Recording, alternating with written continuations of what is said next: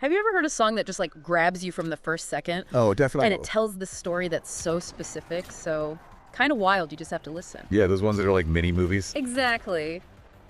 Well, today we're doing a deep dive into one of those songs. I write Sins Not Tragedies by Yeah. Canic at the Disco. A classic. Right. Our mission here is really to dig into all the fascinating layers behind it.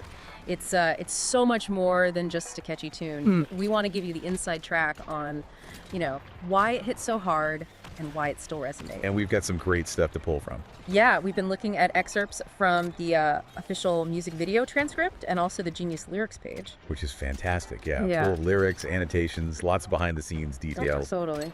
And I think what's really striking is how this song tells such a, complex story with some pretty surprising ideas packed in. And yet it became this huge cultural thing. So this deep dive, it's kind of your shortcut to understanding why it resonated. Yeah.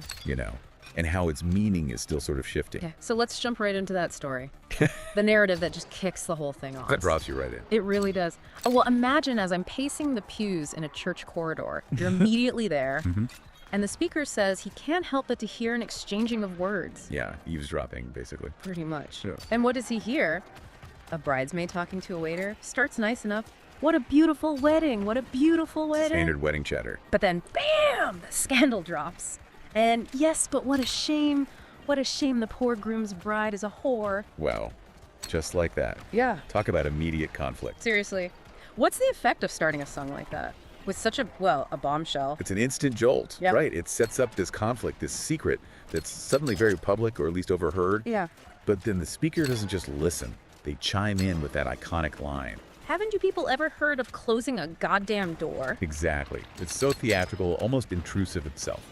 And our sources point out this is tied to the speaker wanting to face things with a sense of poise and rationality. Which is interesting because poise and rationality isn't maybe the first thing you think of when someone yells that line. True. There's a very specific kind of rationality, maybe. But then, verse 2 hits you with a real curveball. Despite finding out about the infidelity, the speaker declares, technically our marriage is saved.